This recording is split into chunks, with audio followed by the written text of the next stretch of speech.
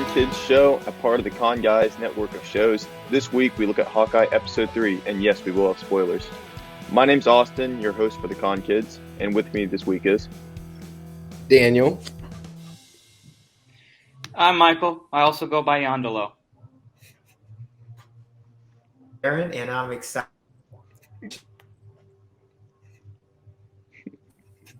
On this week's episode of Hawkeye, after escaping a new threat, Clint and Kate join forces against an expanding criminal conspiracy, and they have one of the most exciting car chases seen in Marvel history. Puts Fast and Furious to shame. For sure. So what did you guys think of the episode?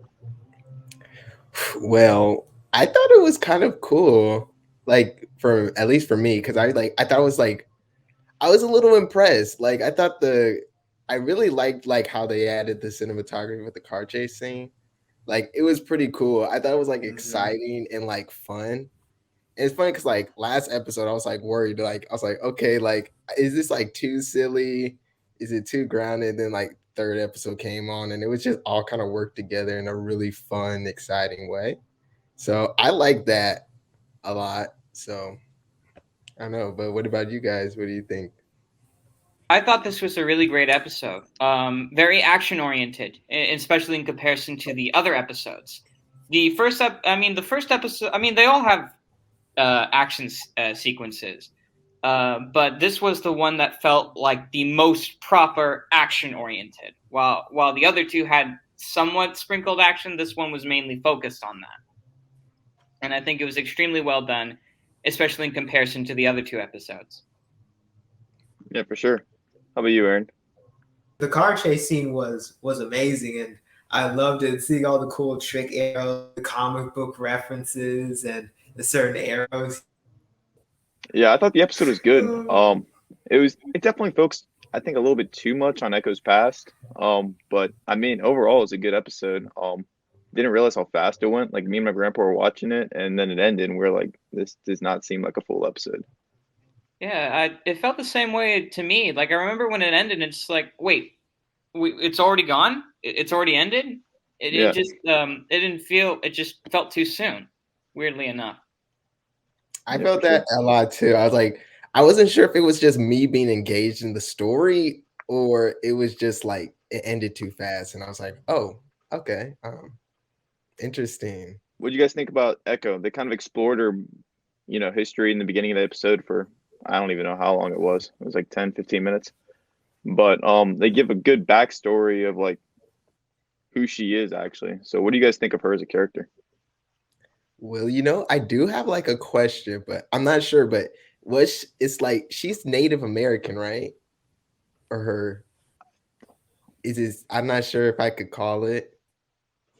But I thought that was so I thought that was cool that she actually had that kind of ancestry background, because I don't think I haven't seen any Native Americans at all in film for a long time, especially if it has something to do with cowboys. Usually that's the only time I see them, and I thought that was a really cool way to put it in there because it actually felt for the character. Especially I thought it was smart how they made her deaf too. Nothing seemed out of the blue or forced. It seemed really natural, and it was cool. Yeah, for sure.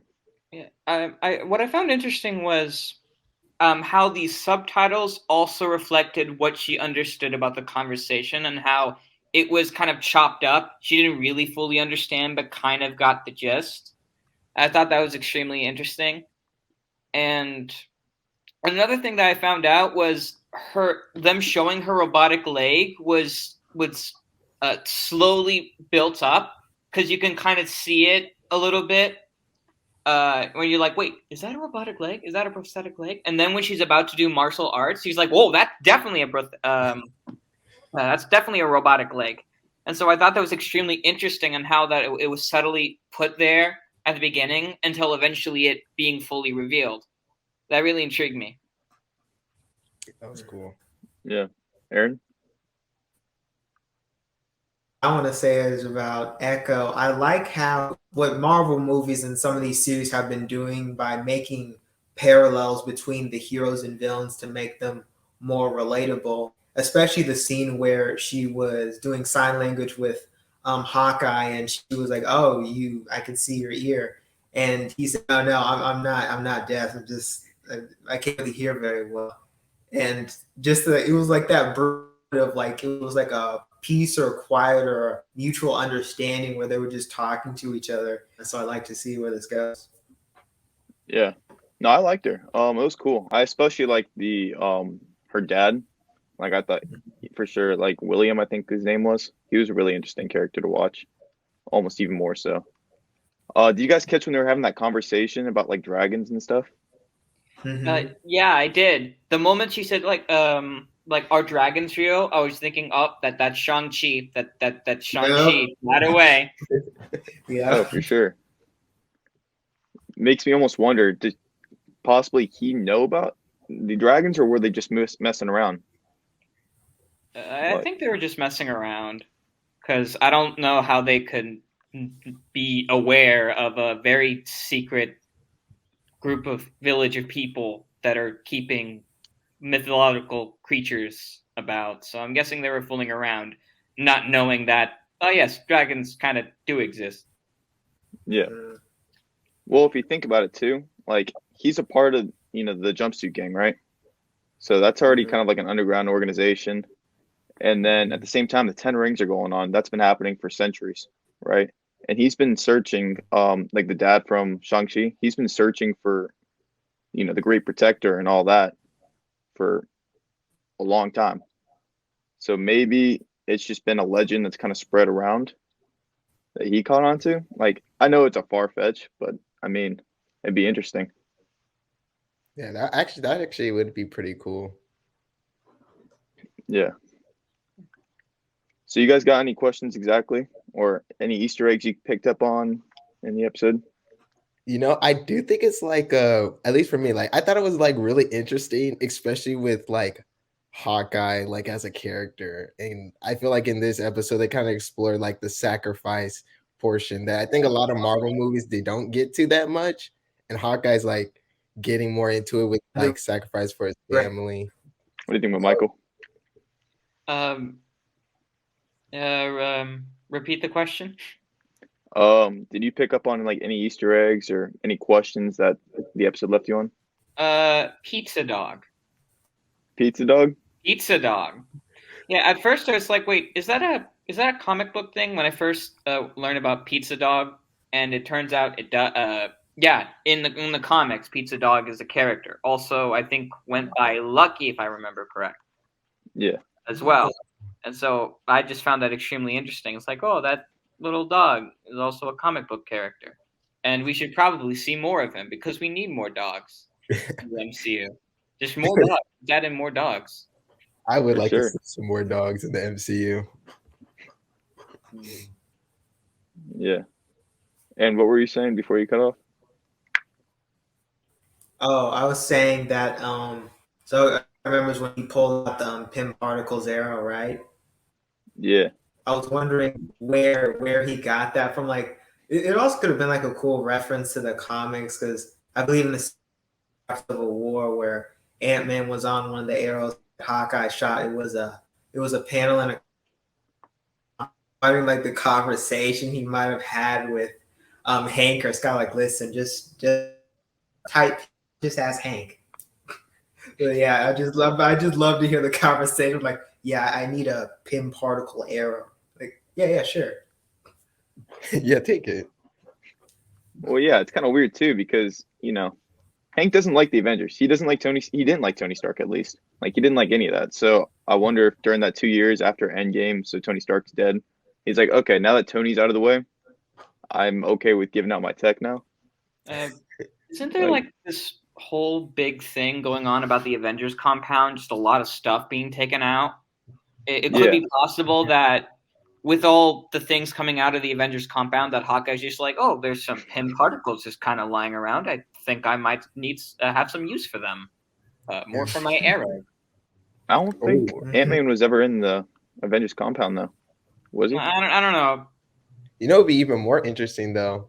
What if he snatched that arrow while he was Ronin or something? I don't know. When he Possibly. was being evil Hawkeye, or I shouldn't say evil Hawkeye, but edgy Hawkeye. Yeah. Edgy, yeah. Yeah. So you guys know how like we've been expecting Kingpin to show up in this episode, or not episode, but Yes. series. Yes. So- I actually didn't know any that the series or anything was going to be connected to Daredevil or the Kingpin in any way. So when you start hearing about the Kingpins probably in this episode, it's like, oh really? Oh, that's cool. Exciting. Yeah. In the comics, the jumpsuits worked for Kingpin apparently, and and Daredevil, I think his name's Vincent D'Onofrio, is his name. He's kind of well known for his laugh. So when you're looking back to the scene where he's at the dojo, like, putting his hand on her or whatever, like doing like a grandma move, grabbing her cheek or whatever, he kind of gives that same laugh. So maybe that's a clue that it's that character. It'd be really cool. Yeah, it would. You know, it's weird. I went through when you say Kingpin, I literally was thinking about Rhino. And I always get Rhino and Kingpin confused. Like, I think I used to think Kingpin used to be Rhino. It's like, okay, big Marvel confusion, but I gotcha. I'm excited to see Kingpin. Yeah. You know what's really cool though is if they, include the actor from Daredevil as Kingpin, what's to stop them from bringing in the Daredevil actor himself into Spider-Man No Way Home? Like, because you got those theories of Murdoch. I forget. Matt Murdock. Yeah, because you got the theories of him being in No Way Home. So this would be a good bridge. Definitely a good bridge, I think. That'd be awesome, and it would be great if they didn't pull like a WandaVision with hinting X-Men doesn't really connect. Ralph Boner. Yeah, I was very upset. That was dirty. Yeah. Yeah, for sure. Oh yeah, there he is. Yeah. Beautiful man. Hold on, let me pull up what we got. So, what do you guys think when Kate was asked about Imagine Dragons? Funny. It was definitely worth a chuckle. It was pretty funny. Yeah. Amusing bad conversation. Yeah. I honestly really like those jumpsuit guys. They're like, I was a little worried about them last episode. I was like, oh gosh, are they gonna make the show too silly? But honestly, I like them. They're a good add on to the show. Yeah. Yeah. I It's don't know definitely. Sorry. Oh no, go ahead. I was just saying, you would expect people from something that's called the Tracksuit Mafia to not have the most serious of conversations, going around burning people's houses and beating people up, but also in tracksuits. It's probably not the most threatening, but still, I think I still think whether we got it's great. It makes a lot of sense. And I do find the conversation very amusing. Yeah.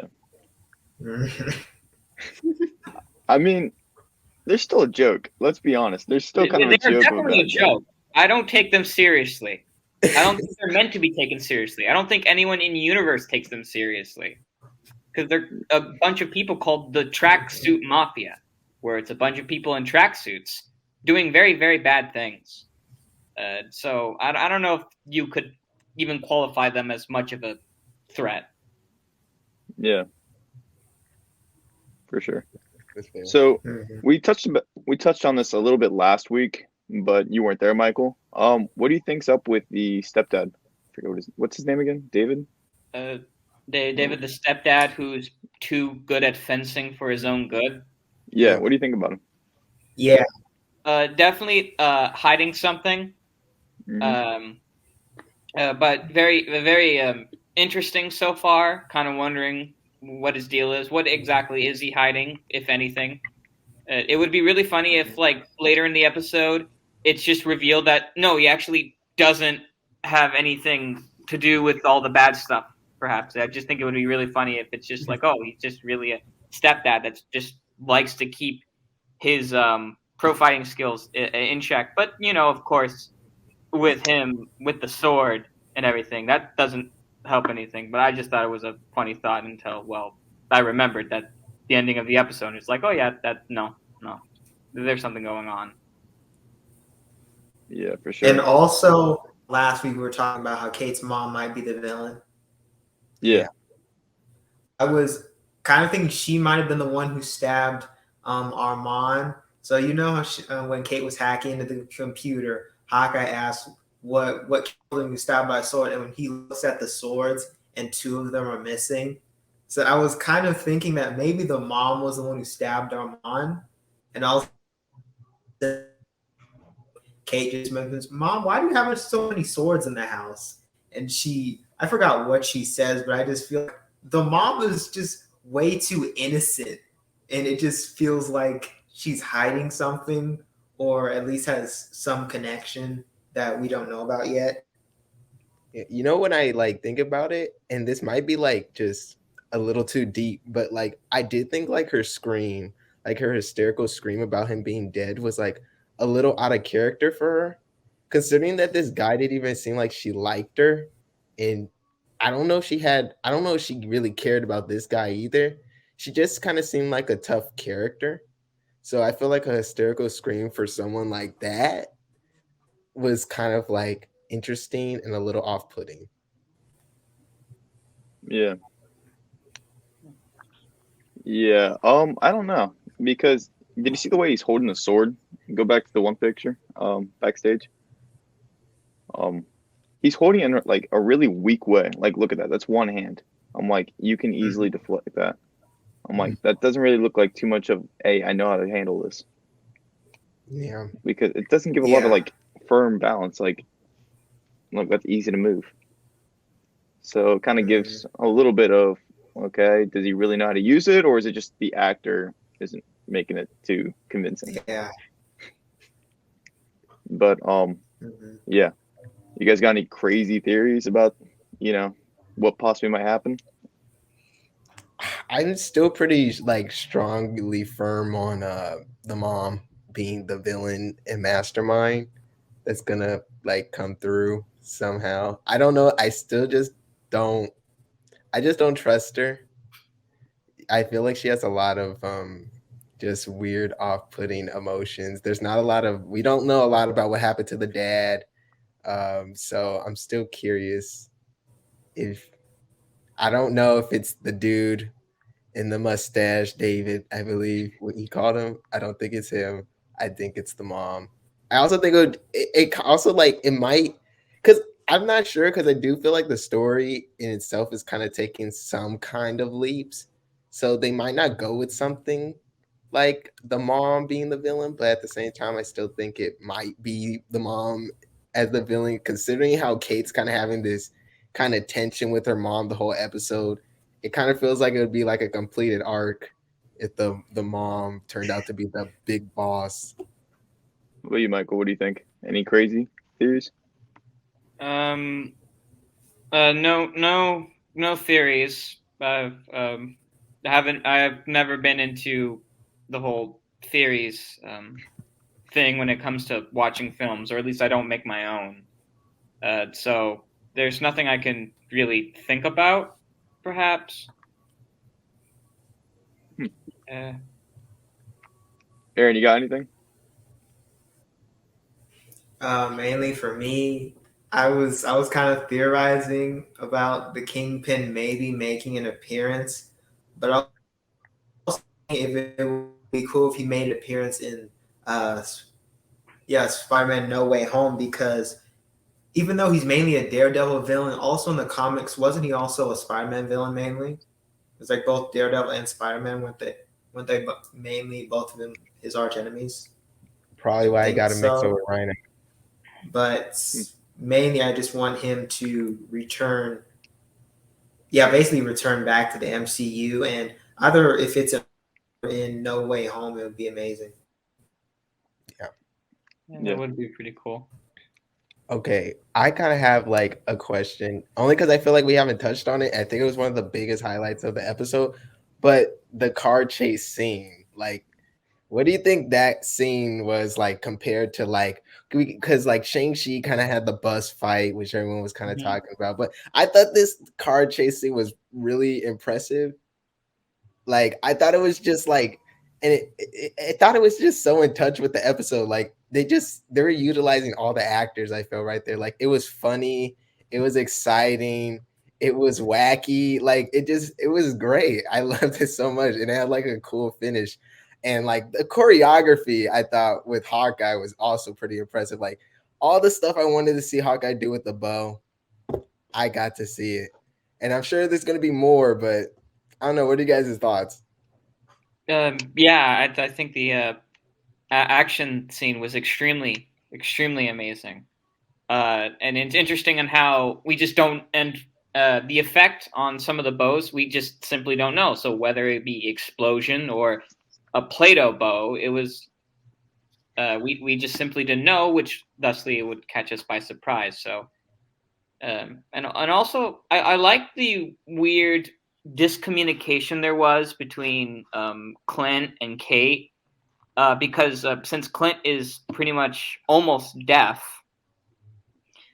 you can't. There's not really a back to back to back. You can only have Kate speaking, and then Clint has to kind of guess, or he accidentally says something that she said, and now they're on the same page. But I think that also helped the action scene a little bit. This this I wouldn't call it miscommunication, but kind of a one-way street, not really getting to the other end. Yeah. Yeah. No, I liked it. Like I've especially liked Clint without his hearing because I thought it added like a whole new kind of perspective. Like because we have hearing, so we don't really know what it's like to not have hearing. So it's kind of cool to see that discommunication between her and Clint in like a high stakes moment. I thought that was hysterical. And he's like telling her, "Nope, nope, nope, nope," and she's like, "What about this one?" He's like, "I'm not paying attention. I'm driving." Yeah, It, really funny, really cool stuff right there. Mm-hmm. yeah, for sure. All right. I got a quick little theory. All right, I really been thinking about it, so don't make fun of me. Okay. So what if Kingpin is Kate's mom's dad? So just hear me out. So you got Kingpin, and then you got Kate's mom, and then you got Kate. Because that would maybe she was trying to get away from Kingpin, and then when her husband died, she went back to Kingpin and got some support, and her powerful friend is her dad. So her dad's off doing all the killing and stuff, but that's also her like connect. Maybe that might be a cool way to tie in the mom and Armand and Ronan and all that other stuff. I'm putting this here. I mean, It's interesting for sure. I could. It's a possibility. It's a possibility. yeah. That is really interesting though. Like I think that's cool that you made that connection though, because I'm just thinking, huh? Because there is like I think there is a lot of mystery just with like the dad, what happened that day, like especially like the mom coming with Kay as a kid, and then we don't even like the I don't know, the dad just kind of vanishes, isn't brought up. There's a funeral, that's it. So I think it's not too far fetched. So in the first episode, they mentioned a lot about this watch. What do you guys think that's all about? The watch. Because it came from Avengers Campus, most likely, right? And Hawkeye was talking a little bit about what else did they have that was from Avengers Campus.